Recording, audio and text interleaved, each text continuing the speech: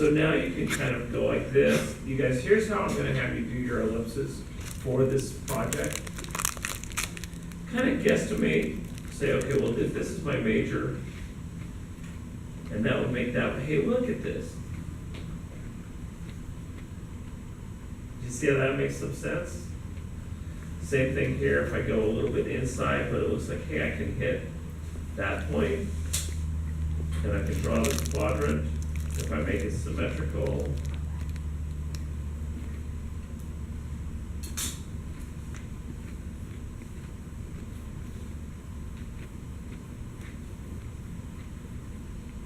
You see what I mean? So now, for the time being, until I show you, until I figure out a more elegant way of showing the complex stuff to you, put a Delilah on the term. Actually, let me make it more clear. This is still a little bit unclear.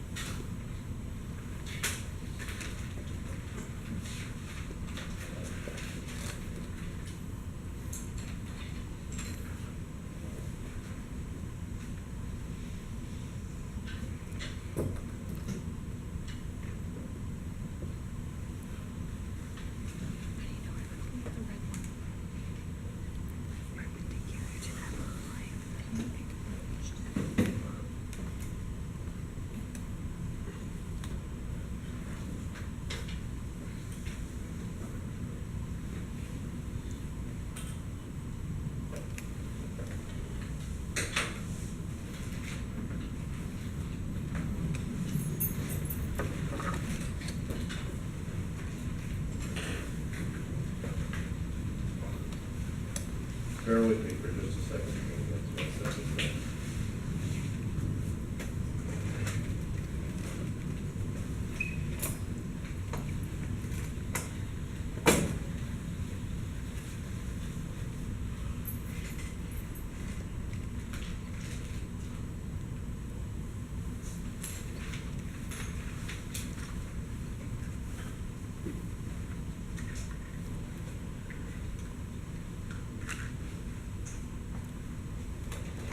Alright. Here's the two additional points I want you guys to work with. Visualize you have a Delilah connecting this point, which is on the closest point of the sphere towards us, and it's also on the terminator. So visualize a Delilah standing there on the drip line. Cast the shadow.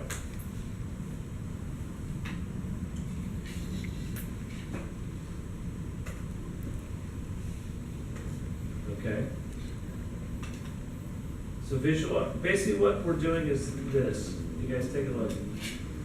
You're imagining a Delilah standing right here, and you're imagining a Delilah standing right here on either side. But it's on, both of them are on the line of vision. So you're imagining the tall Delilah on the back side, and the short Delilah on the front in this case. Not that they're always going to be that way. But if you cast those two, they're going to give you two additional points that are trustworthy and quick.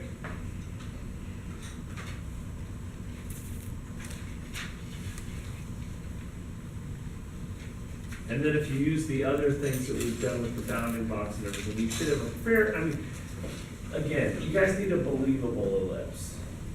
Yeah. Okay, so we're gonna be using this sort of casual method as opposed to the mechanical line thing. Yeah, because the thing is, the mechanical thing, if you get it, I'm just, until I find a better way to show it, I think the casual method is better. Okay. Because it's 95% of the result for much less effort, So we're doing. you know? And you guys, really, the main thing is keep it symmetrical. You know, keep your cast shadow ellipse symmetrical, and keep your terminator ellipse symmetrical, and you'll look pretty correct, yeah. So, this is like what I said, like, do we, like, map the back half of it and then reflect it? Oh, what I would do is I would call it the front half, Okay, the front. but I would map out, let me be a little more explicit here.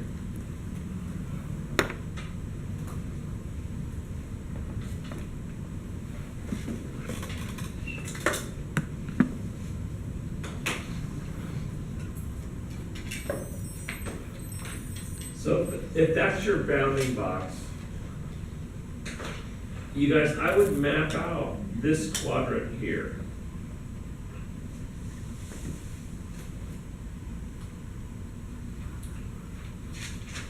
Map out this quadrant and use it to reflect into the other three. And I think if you do that, you'll get a pretty good result, yeah.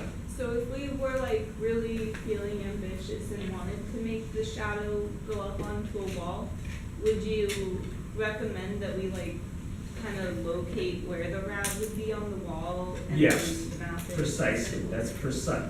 Let me draw what that might look like. I'm gonna do this extremely casually, but I think you're understanding enough that it'll be okay. What I would do is I would do this. I would map out what ellipse you think you're gonna get there, okay? And let's say,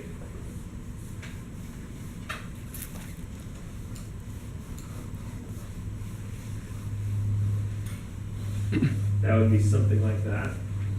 So I would map out that ellipse, and then let's say you've got it going up a wall here. Okay, you guys, this is actually a really good thing I can show you, and some of you, I wanna warn you, some of you guys may not get this, don't worry. We're gonna be going more into it in a couple of weeks when we get into more advanced lighting stuff.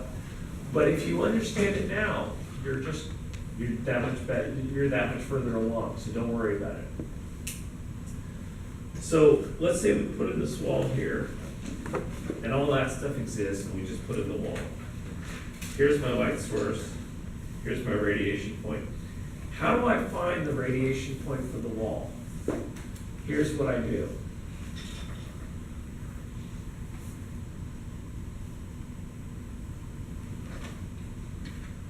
You draw to a reference point. If you come back, you get an answer something like this.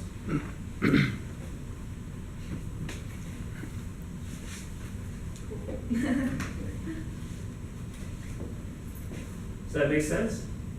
And so then what you can do is you can say, oh, okay, then you're gonna get, watch this, you're gonna get if your minor axis is like this, if the wall isn't there, for the radiation point, I'd be willing to bet, I'm 99.99% sure that if you map it out, it'll do this. Right through that point.